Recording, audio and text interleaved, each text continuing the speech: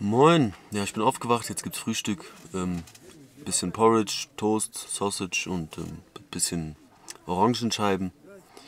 Ja, ich habe gut gepennt, draußen war es mega kalt, aber im Schlafsack kein Problem.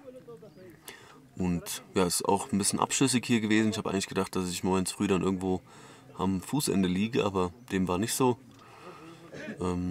Ja, ich habe unter die aufblasbare Isomatte noch so eine normale, als normal so ja, eine normale zum Aufrollen Isomatte drunter gelegt. Schaumstoff-Isomatte, so jetzt habe ich's. Und ja, war gut. Ja, heute gehen wir wieder hoch aufs Barafo-Camp und da kurz pennen, essen und dann geht's auf den Gipfel. Ich bin mega gespannt, wie die Auswirkungen sind, weil es ja dann doch schon ein großer Unterschied ist nochmal von der Höhe. Ja, zu den Toiletten habe ich noch gar nichts gesagt hier, zu der Toilettensituation. Also es gibt an jedem Camp, ich glaube die heißen französische Toiletten, also ich kenne die auf jeden Fall nur aus Frankreich. Einfach, wo man die 2 Fußabdrücke hat und das Loch. Vielleicht kennt es der eine oder andere. Ja, sowas hat man halt im Holzhüttchen. Und ja, waschen, Schüssel, Waschlappen, warm Wasser. Und ja. Ja, und ansonsten gibt es eigentlich nichts zu erzählen. Draußen ist sehr klare Sicht. Zeige ich euch auch gleich. Man kann auf den Gipfel gucken, perfekt, keine Wolken. Mount Meru, Little Meru, Shira Hill kann man auch ein bisschen sehen, glaube ich. Ne, Quatsch, glaube ich, kann man nicht mehr sehen. Ja. Okay, genug gebabbelt. Bis gleich.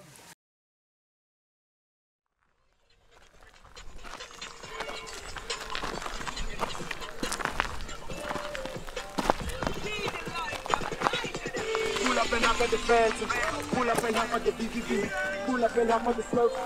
Pull up and hop at the BB. Pull up and hop at the Phantom. Pull up and hop at the BBB. Pull up and hop at the Smurf. Pull up and hop at the Smurf. Strut straight to the ceiling. Matarongani see. So, wir sind jetzt losgegangen. Pole Pole. Und ja, könnt ihr euch ja mal kurz hier die Aussicht ansehen.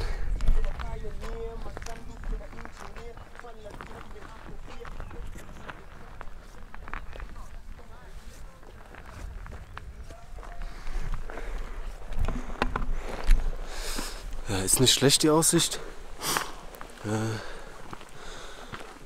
Muss erstmal warm werden. Gerade beißt es noch ein bisschen.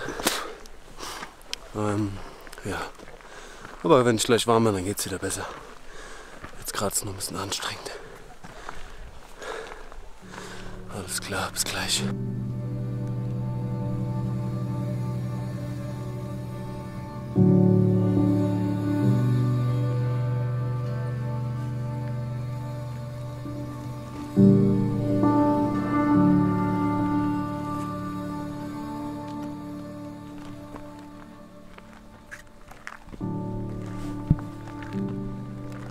Yaje!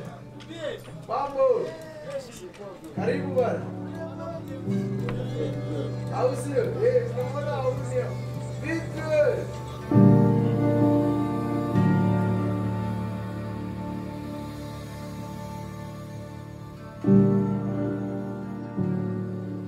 So, wir sind jetzt wieder am Basecamp angekommen. Also wieder 4,7. Heute bin ich nicht ganz so fit wie gestern. Aber trotzdem keine Kopfschmerzen, kein Schwindel, das ist schon mal gut. Ja, liegt wahrscheinlich daran, dass der Rucksack dann mit 10 Kilo dann ein bisschen dazu beiträgt, dass man dann doch nicht so fit hier oben ankommt wie gestern ohne Rucksack. Ja, jetzt ruhen wir uns aus. Wir haben jetzt 11:30 und ja, so um 9 sind wir losgelaufen. Ja, ich denke mal so 2,5 Stunden pennen wir jetzt oder chillen, ausruhen. Dann gibt's Lunch und dann geht's auf den Gipfel. Mein Puls war ein bisschen niedriger als gestern beim Aufstieg, obwohl ich den Rucksack auf hatte. Das ist schon mal ein einigermaßen gutes Zeichen. Die Atmung konnte ich einigermaßen gut kontrollieren. Das heißt, es hat alles gut geklappt. Und ja, ich bin wirklich sehr gespannt, wie sich der Körper verhält in den nächsten Höhenmetern.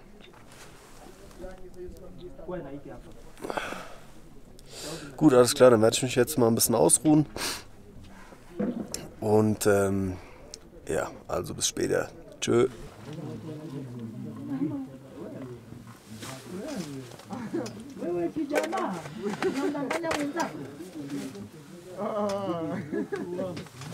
Okay, ja, 10 Minuten geht's los. Ein bisschen gepennt habe ich, nicht so viel. Ist einfach zu laut hier, so viele Leute. Und jetzt trinke ich meinen letzten Kaffee. Meinen letzten Kaffee, das hört sich an. Und dann geht's los. Packe jetzt gleich noch den Rucksack ein bisschen.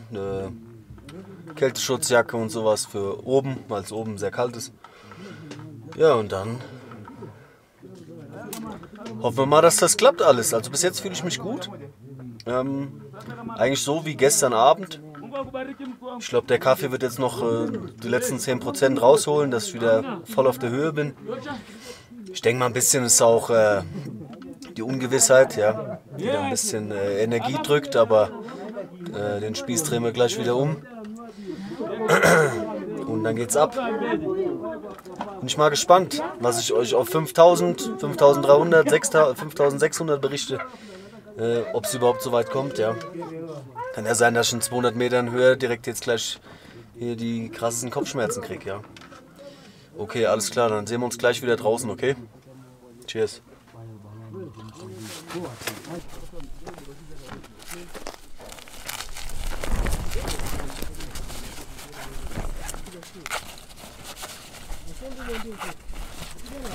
Okay.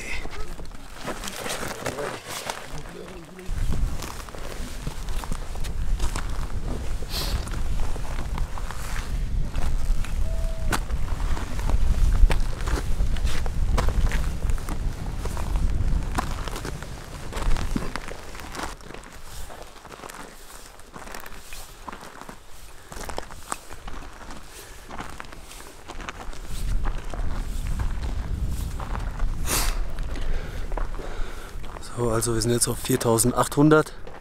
Bis jetzt geht's gut, immer noch keine Kopfschmerzen. Ja, nur ein kurzes Update. Bis gleich. So, also hier ist eine Britsche, beziehungsweise eine Trage zum Evakuieren. Ja, es sind ja von hier nur 250 oder 300 Meter. Was haben wir jetzt hier auf dem Tacho? Ich glaube 5,9 oder so. Quatsch, 4,9. Und ja, nutzen sie dafür, liegt immer hier rum. Und ja, nur mal so zur Info. Da geht's hoch.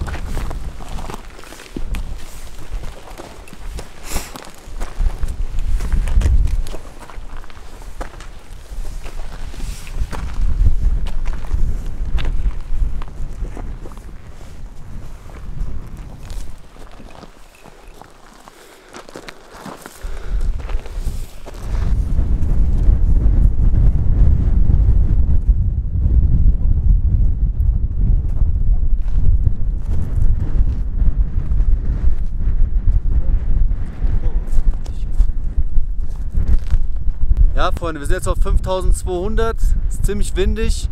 Ja, Kopfschmerzen habe ich keine, schwindelig ist mir auch nicht. Ich habe nur so einen leichten, minimalen Druck auf der Birne. Das ist aber vergleichbar wie, ja, wenn man eine Nachtschicht hatte zum Beispiel oder wenn man feiern war und morgens noch nicht ganz auf die Beine ist, sowas, ja. Ja, macht Bock auf jeden Fall, es ist so ein Meditationsding für mich. Also ich habe gemerkt, umso flacher ich atme, umso besser geht es mir. Also wenn ich tiefer Luft hole, naja, dann ist das irgendwie so ein bisschen, bringt mich das aus dem Rhythmus. Also ja, mir geht's gut. Ich sehe schon Stella Point oder den Gletscher oben. Ja, und guckt euch das mal an, wir sind schon wieder dickfett über den Wolken.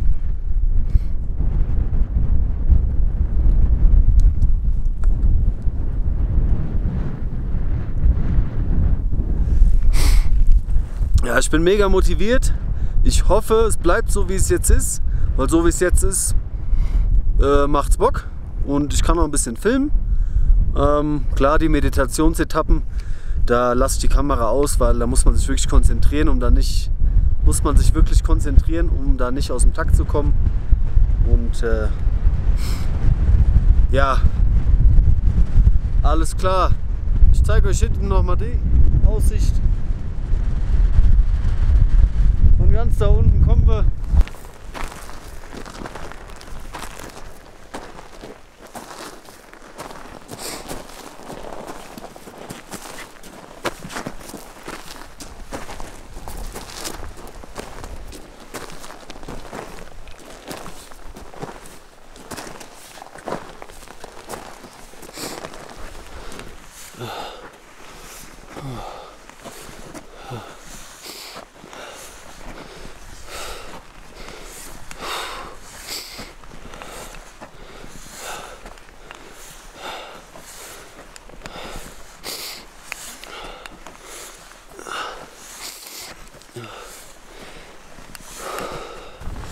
So Freunde, Stella Point ist erreicht, also Halbzeit. Es war ein guter Kampf, muss ich sagen, es war echt nicht ohne. Ich habe auch leichte Kopfschmerzen. Atmung muss man sich gut konzentrieren.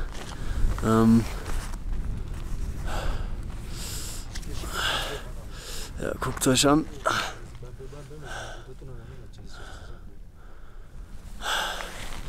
Ja, könnt ihr euch ja vorstellen, was da so für ein Stein oder was da für ein Gewicht von den Schultern fällt, wenn man diesen Punkt schon erreicht hat. Ja, jetzt müssen wir noch ein paar hundert Meter Höhe machen zum Uhuru Peak. Ja, und dann haben wir es geschafft, meine Lieben. Die dicken Handschuhe müssen schon her. An der Stelle vielen Dank an Heat Company, die mich da unterstützt haben mit geilen Handschuhen. Ich meine, ich kannte die schon und hatte auch schon das alte Modell, aber das neue Modell ist richtig geil. Es hat nochmal oben so eine schöne Gamasche. Ja, an der Stelle auch vielen Dank an Carinthia, die mich hier mit der Alpine Jacket unterstützt haben, die mich jetzt schön warm hält, weil hier oben ist es so brutal kalt und der Wind pfeift. Ich glaube, es sind so minus 15 jetzt. Ja, ich hoffe, der Fokus sitzt und ist alles ordentlich belichtet. Ansonsten tut es mir leid, ich achte jetzt nicht so drauf. Ich will jetzt an den Uhuru Peak und an das Marua im Karton. Ne? Also meine Lieben, Kampf geht weiter.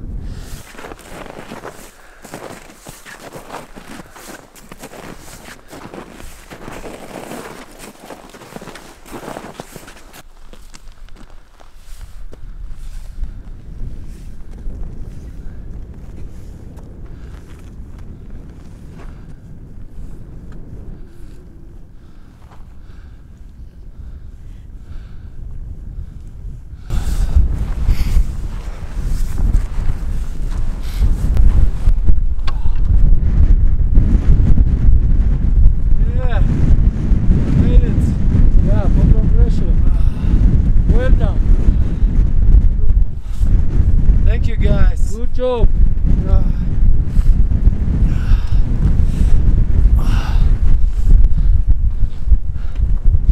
Okay Leute, das war nochmal ein hartes Stückchen, muss ich sagen. Das zieht sich wie Kaugummi und ist echt unangenehm, aber die Aussicht macht das auf jeden Fall wett. Ich penne, hab die Sonnenbrille auf, tut mir leid. Boah, es ist hell. Ja, jetzt habt ihr meine schönen Augen wieder. Oh Mann. Und wisst ihr, was ich jetzt mache? Ich schreibe jetzt eine SMS mit dem Garmin InReach. Ich denke mal, es ist Werbung, aber das ist doch geil. Ich kann jetzt eine SMS schreiben an Familie und Freunde, dass ich es auf den Gipfel geschafft habe. In 5895 Metern Höhe eine SMS schreiben. Dank der Technik. Ja, werde ich jetzt machen. Ja, ich sehe aus wie ein Penner und habe wahrscheinlich die Nase voll. Aber da müsst ihr jetzt mal drüber hinwegsehen. Ich werde euch jetzt gleich noch ein bisschen die Aussicht hier zeigen. Das ist absoluter Wahnsinn. Gut, Männer und Frauen, gebabbelt. Ich fühle mich gut. Und wisst ihr, auf was ich mich freue? Naja, auf der Isomatte auf 4000 zu liegen oder so. Geil. Ach, es war geil, Mann. Es war ein guter Kampf. Den habe ich auf jeden Fall gewonnen. Beziehungsweise sagt man ja, den Berg hat man erst bestiegen, wenn man auch wieder runter ist. Dementsprechend halte ich mich da kurz zurück. Aber es war geil. Die besten Guides und Porter. Total korrekt. Hammer. Gut. Dann zeige ich euch mal ein bisschen hier die Gegend. Wahnsinn, Wahnsinn. Jawohl.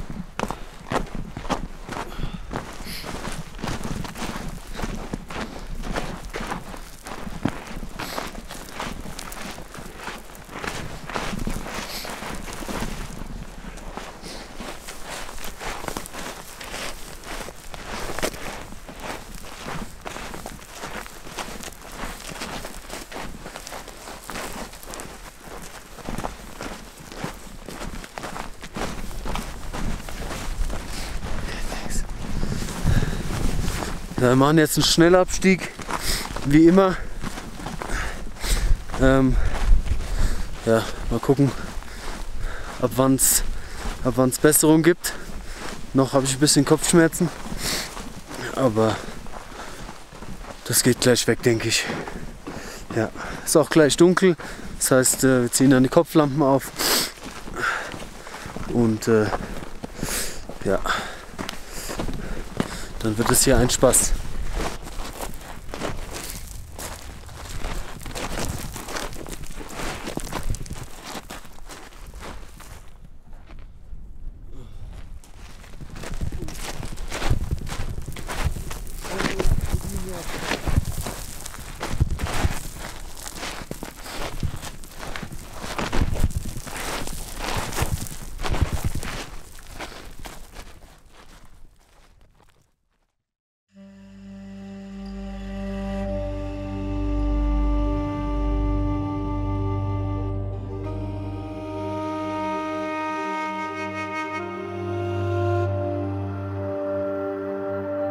Ja, moin, nächster Tag. Wir sind gestern Abend noch abgestiegen, 2 Stunden.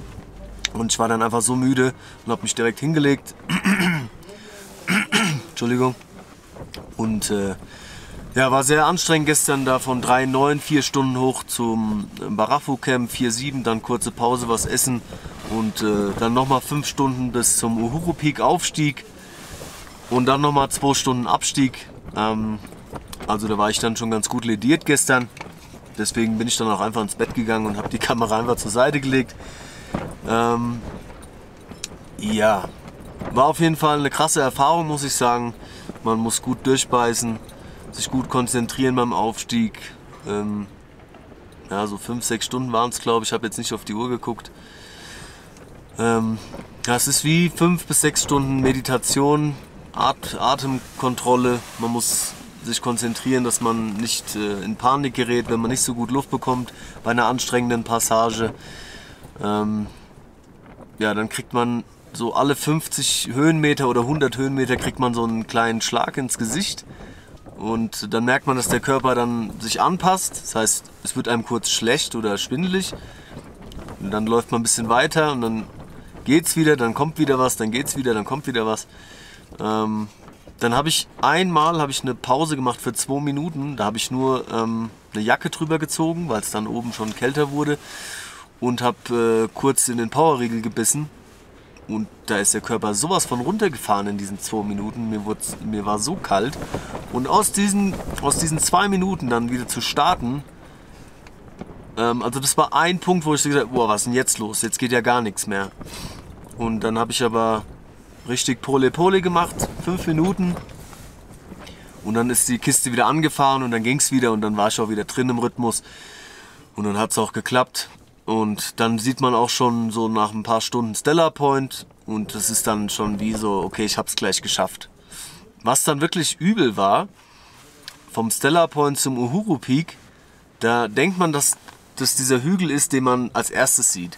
Dann läuft man und denkt, jawohl ey, noch 5 Minuten, dann bist du da. Und dann kommst du oben an dem Hügel an und dann siehst du das Schild nochmal, ich glaube 400 Meter weiter. Und ja, war eine krasse Erfahrung auf jeden Fall. Kann ich jedem empfehlen, der mal wieder was erleben will. Allgemein die Landschaft, die Menschen und selbst sich auch mal wieder ausreizen. Ist nicht schlecht, war cool auf jeden Fall. Ja, ich weiß nicht, ob ich schon gesagt habe, heute gehen wir dann runter auf 3,9 wieder. Und ich habe dem Eddie schon gesagt, wir können eigentlich direkt zum Pickup-Point gehen. Und dann würde ich heute schon im Hotel wieder sein, nachmittags oder abends. Und ja, dann hätte ich morgen einen Tag frei. Da habe ich mich mit jemandem aus dem Hotel unterhalten, auch von Sarah Tours. Und der würde mich zu einer Kaffeeplantage bringen. Da kann man dann Kaffee probieren, kaufen. Ist ganz interessant, muss ich mir überlegen, ob ich das mache. Und ja. Ja, an der Stelle, wenn wir jetzt das gerade schon hier aufnehmen, wollte ich mich auf jeden Fall bei meinen ganzen Partnern bedanken, ohne die das gar nicht möglich gewesen wäre, hier die ganze Tour. Ja, vielen Dank. Die Partner werde ich am Anfang des Videos oder am Ende des Videos einblenden. Links packe ich euch unten in die Beschreibung zu der Bekleidung, was ich hier benutzt habe. Und ja, ganz großes Lob auf jeden Fall an Hikes, die dann einen wirklich klasse Stiefel entwickelt haben. Ich habe keine einzige Blase. Ich habe mir überlegt, ob ich meinen Fuß in die Kamera halten soll als Beweis, aber ich glaube, das ist nicht nötig. Ihr würdet sehen, wie ich laufe, wenn ich Blasen hätte. Und absoluter Hammer, Top-Stiefel, für mich perfekt. Den werde ich auf jeden Fall noch lange nutzen. Jetzt beim Aufstieg, also ihr kennt es ja wahrscheinlich selbst, Auf- und Abstieg ist so der ultimative Test für einen Stiefel. Keine Blase an der Ferse. Beim Abstieg ist ja meistens vorne am Fuß Ballen. Ist ja dann meistens sehr hohe Reibung durch das Absteigen. Gar nichts, keine Blase, nichts. Top-Stiefel. Ja. Ist Werbung auf jeden Fall, aber es ist gute Werbung, ehrliche Werbung, kann ich so unterschreiben, Top-Stiefel. Gut, alles klar, genug gebabbelt, 5 Minuten, meine Güte. Ja, das wird ein Spaß, das wieder in Englisch zu übersetzen, aber naja, gut. Also bis später. Tschö.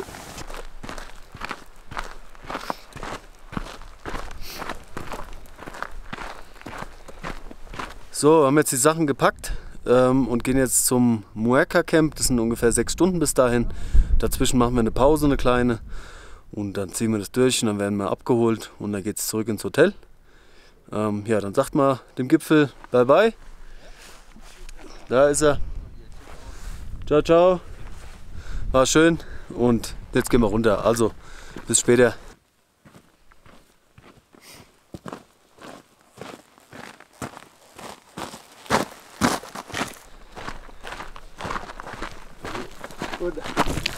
Jumbo. Jumbo.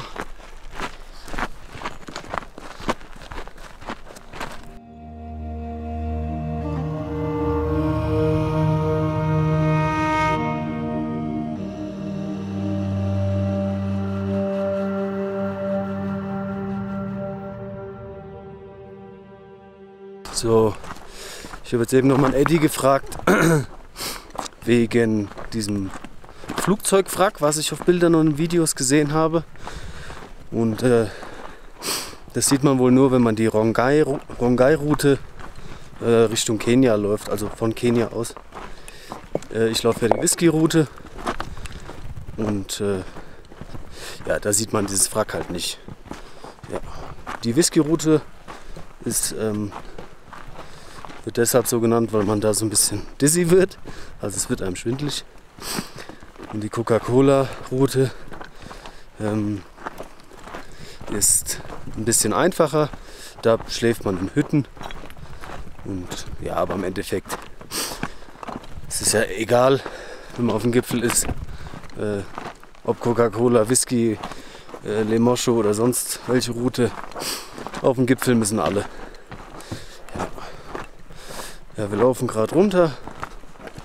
Immer weiter ist jetzt hier wieder so Serpentinen. Und ja, habt ihr eben die Stretcher überall gesehen? Also diese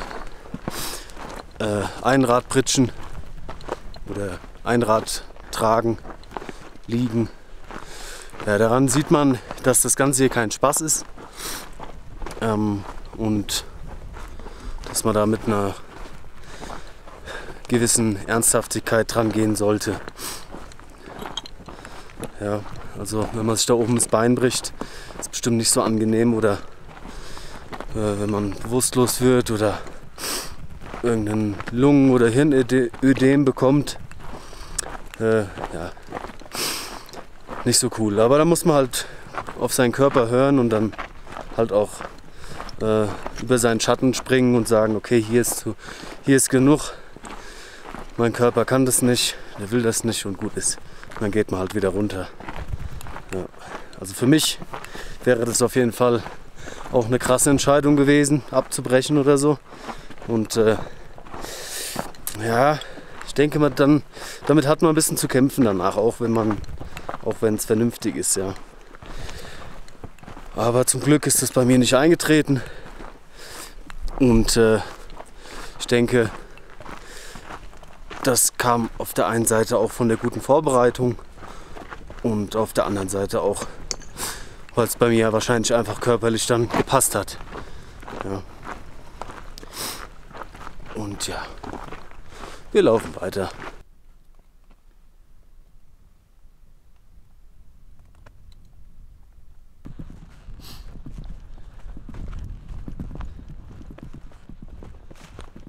Waren jetzt so 2 Stunden Abstieg und jetzt haben wir nochmal 2 Stunden bis zum Waka Camp. Das sind 3,5 Kilometer und dann gehen wir zum Waka Gate. Das sind nochmal von hier aus 13,5 Kilometer und da werden wir dann abgeholt. Hier sind wir wieder auf einer Höhe von fast 4000 und ja, so der Plan. Das ist eine lange Strecke, langer Abstieg. Das Waka Gate hat 1800 Meter Höhe. Also es ist schon ein ordentliches Stück, geht gut runter und ist auch eine längere Strecke. Also bis später.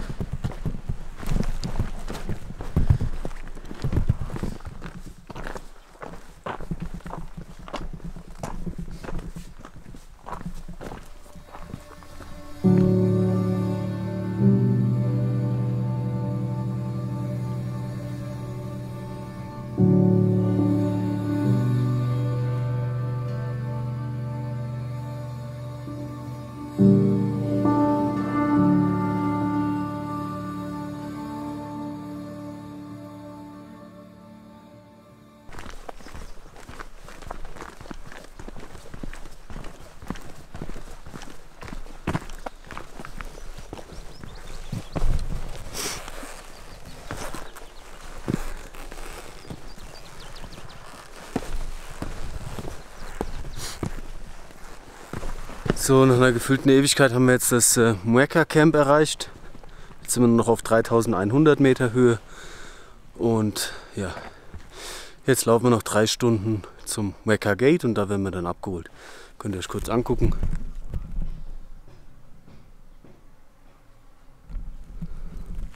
Gut, also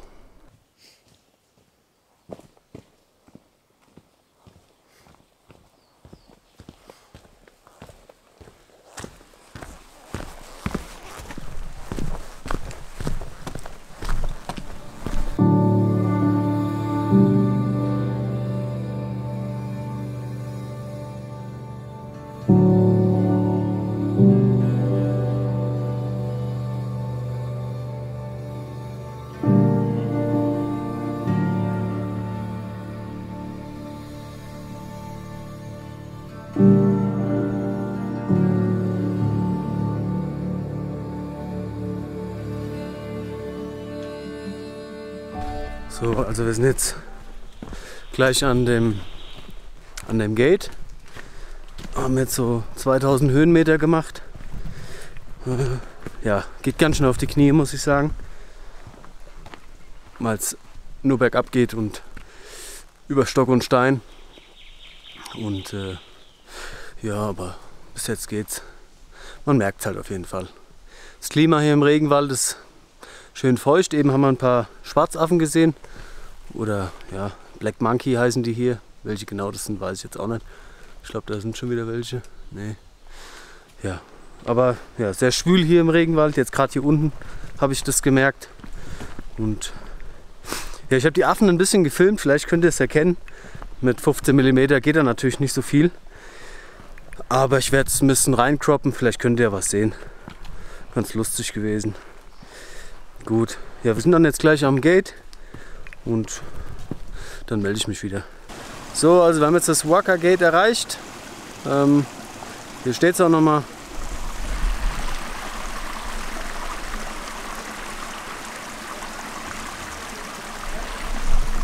Das heißt, ich war jetzt auch offiziell auf dem Kilimanjaro. Einmal hoch und wieder runter. So muss das sein. Jetzt gibt's Lunch und dann fahren wir ins Hotel. Also.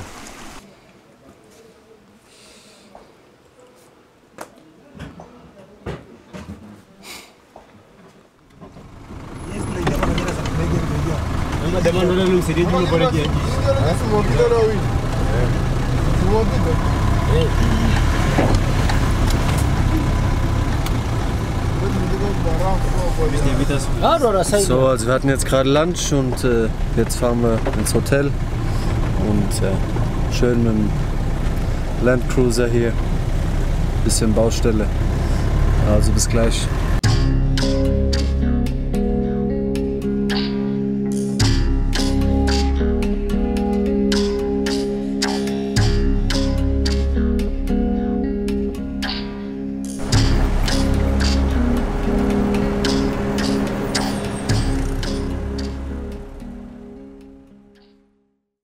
Ja, meine Lieben, ich bin wieder im Hotel. Ja, ich war jetzt hier noch 1,5 Tage, weil wir ein bisschen schnell waren mit dem Aufstieg. Den Aufstieg haben wir früher gemacht und den Abstieg haben wir auch an einem Stück gemacht, ohne in dem Waka Camp noch eine Nacht zu verbringen.